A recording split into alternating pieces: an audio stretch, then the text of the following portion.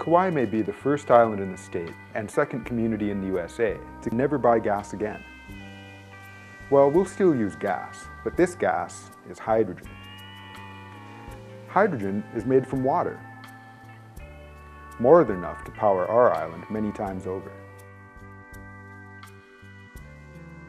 And they say it can be done using the small ditches, streams, and solar power. I just found and recently interviewed Mr. Green Energy, a small, local company that may become a green giant, taking strides in clearing the air and the guilt out of using gas.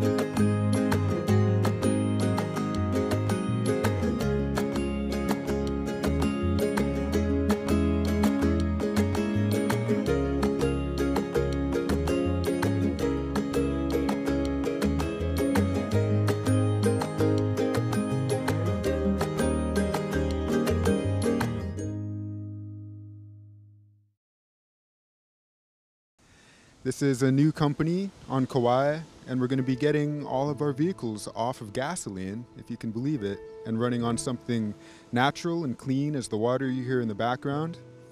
And it's all going to come from renewable sources. And so let's have a talk. This is Dan Green and Nestor Figueroa. You are the Chief Executive Officer of the company, and you are the Chief Operating Officer. How long ago did you guys get Mr. Green Energy going? I formed the .com about 7 years ago. While skimming through some ads on GoDaddy, I believe, Mr. Green Energy was just available, and it seemed to work out, so I picked that. And since then, I've been heavily promoting hydrogen fueling, and about 9 months ago, Nestor came on board. Cool, it works with your name too. So, what kind of company is Mr. Green Energy in terms of, are you guys going to be an energy company? Are you guys going to just be involved in converting cars, or are you going to be both? We're actually a renewable fueling company, a renewable hydrogen and methane fueling company. We would also sell backup power generation for homes and offices. The similar systems have been in cell phone towers for about 20 years now. So when the power goes out, stored hydrogen feeds a hydrogen fuel cell, which can provide power to your home or office for up to 2 weeks. So we plan on providing hydrogen and methane fuel, converting vehicles to run on those fuels, and sell backup fuel for those power systems. Cool. How do you guys actually get the hydrogen from the water itself? What is that called, and how does it work? We perform a process called electrolysis on the water. And what this does, it takes a small amount of energy depending on how much hydrogen you're going to make. But the key part in splitting water is using a pulsed width square wave. This is what actually separates hydrogen, or separates water into its hydrogen and oxygen state. So we take renewable energy in the form of solar, wind, geothermal, or whatever we have access to use that energy to create the hydrogen gas. Wow, that sounds awesome. All of this energy is going to be made right here using the island renewable resources. So, what's the process, and how would I get my car running on hydrogen? First of all, it's an educational process at this point in time. Not enough people know what's possible with hydrogen. So first off is people getting and becoming aware, being educated to the possibilities that hydrogen affords us.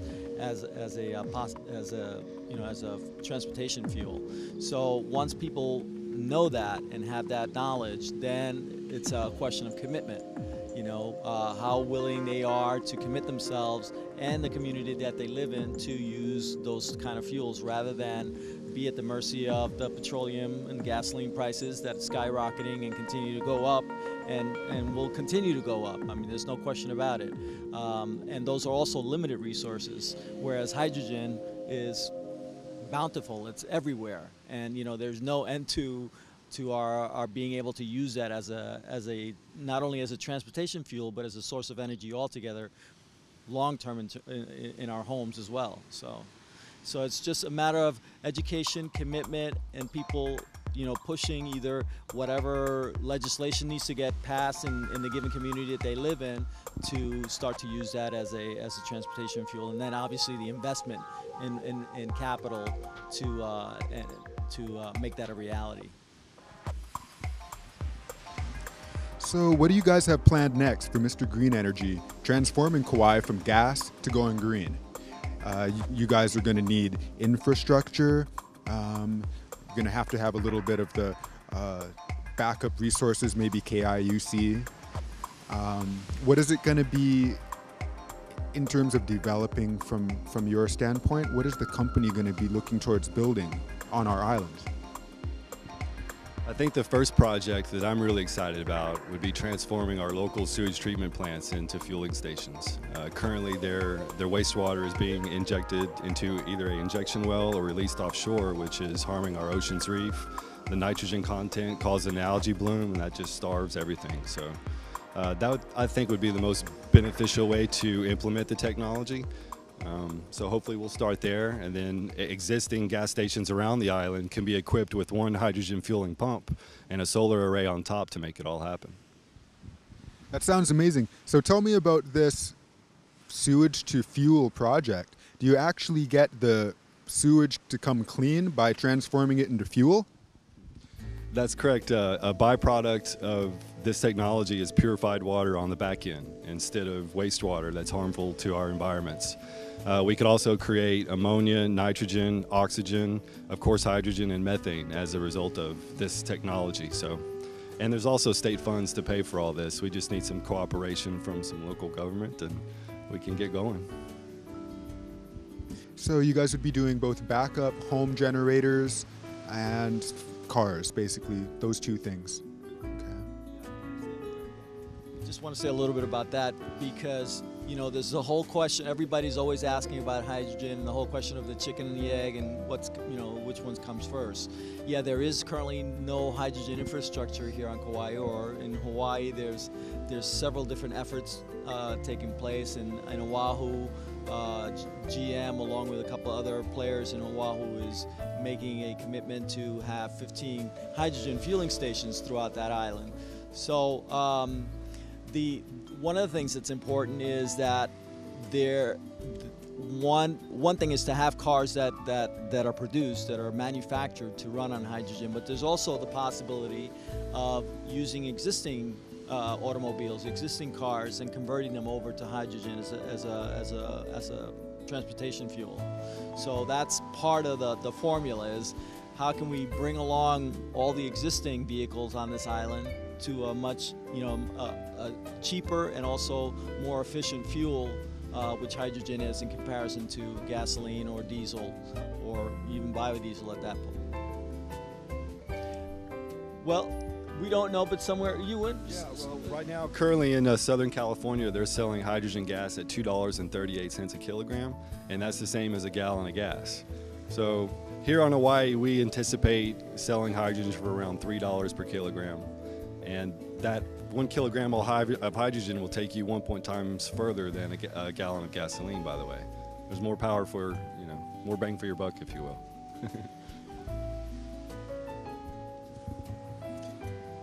So what's the best way to help this project? What can we do as people on Kauai to get behind Mr. Green Energy to get us to go on hydrogen? I would say on Kauai, what's required at this point in time is more commitment from the community, to call, into email, let your voice be known to the to the county, the mayor's office, that is something that you're interested in. I know the mayor has a major commitment to renewable energy and a big plan by 2015 and 2020 to have us off of petroleum as much as possible, and hydrogen is a perfect solution for that. So I think more requests from the community to have that as part of one of the options available on this island would make a big difference. Technology has been on the shelf for long enough. It's time to implement it now, I believe. If you think about who really owns the oil and energy companies, it's the 1% everybody's complaining about right now. So let's stop funding them and create our own fuel here on island, the Pono way. Sounds great. Oh, just recently, the Department of Energy said that the fuel cell cross electric hybrid is the most efficient vehicle on the road today, and that's what the Honda Clarity is, and several other vehicles that are available right now, but they're not going to be sold here until we can supply the fueling infrastructure for them. And as he mentioned before about the opportunity to convert our existing gasoline vehicles to the fuel is amazing. It's just like a natural gas or propane conversion. You mechanics out there that are listening, I'd advise you to start to practice converting these vehicles over. We're going to be hiring lots of people here locally, creating jobs to wean our island off of fossil fuels. That sounds really great. I know these are technologies people have dreamed about and probably seen on TVs like Discovery Channel and things, things that could be done, and have wondered, why can't we get this done here? So you can use existing businesses, people with the expertise to install these systems. Could we hear some of the technical information about how these cars, and the safety maybe, how you get a car that's supposed to run on gas to run on hydrogen? Sure, it's like I mentioned before, the conversion is exactly the same as a propane or natural gas conversion, except the tank that holds the hydrogen gas is DOT certified, and the timing is de-advanced a bit off of your propane or gas or natural gas. It's not the same timing sequence, so the timing is delayed a bit, and it's the same system with the DOT certified tank. Cool. So you get even more bang out of your buck with using hydrogen than you do gasoline. The tank's very safe. Getting an accident better than having gasoline in your tank, I'm sure. I can explain why. They've done studies on hydrogen in auto crashes, and they couldn't get the tanks to explode for anything. They had to actually purposely puncture them. And if you compare a hydrogen fire gasoline, if you compare a hydrogen fire to a gasoline fire within an automobile, you'll see that the gasoline will totally engulf the car, whereas the hydrogen car will just shoot a flame out for maybe 5 minutes and then disperse. You still have a car left. With gasoline, you got a charred piece of mess after an accident or some kind of explosion. And another thing, pure hydrogen gas, when it's stored in a tank, if you have any kind of leak whatsoever, you're going to have water condensation. You're not going to have a propane or a natural gas situation that's flammable. That's another reason why it's a lot safer to use than what we're currently using now. That sounds really good, you guys. Here, let me get my notes back on the screen. So we're just kind of have to wait and to see what the news is in terms of the will before we can get any estimates of when we're going to see gas pumps like this or cars like this. Well, I think that it's moving faster and faster in that direction, and I'm very optimistic that here on Kauai we'll have something within the next 2 to 5 years. It just naturally is progressing in that direction. Like I said before, the price of fossil fuels continues to increase. It's not only that it increases, it's just that a lot of it is not in our hands to control. We're getting it mostly from some other country, and we're always at the effect of those countries, which limits our ability to continue to progress here in the United States, and it becomes more of a political issue than anything else, getting us into all kinds of situations like we have in the Middle East right now with Iraq and Afghanistan, and Libya and other places. So it's just, I feel that the consciousness for this kind of fuel is becoming more and more prevalent. People are becoming more educated and are figuring out that, you know, there's better ways to do this than the way that we've, you know, done it in the past. And, you know, I just see it moving a lot. I see it moving faster. I'd like to add something to that. A lot of people say, or they're taught in school, that it takes too much energy to disassociate water than you could get on the back end. I say, as compared to what? How much energy does it take to get gasoline from oil? You have to drill for oil. First you have to find the oil, then you have to drill for it, refine it, ship it across the country, hope you don't cause an environmental disaster in the process. This can be made anywhere, and it doesn't require drilling. It doesn't require a lot of things that harm our environment. So.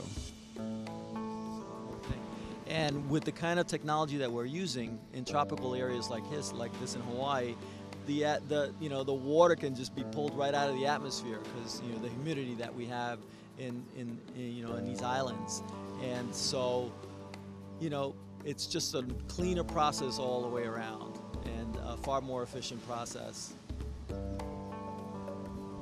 So we covered electrolysis. We covered how we're going to get our fleet on hydrogen.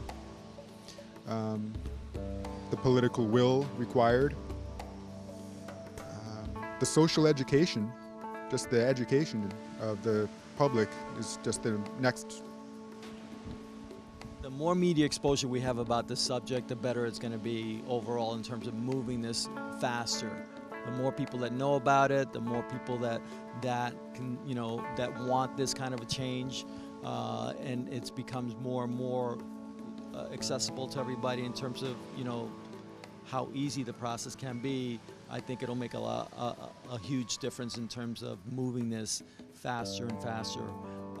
You know, it's happening. I see it. I mean, I have no question about it. I see it in terms of the kinds of commitments that the government, the state government of Hawaii has made to moving into renewable energies.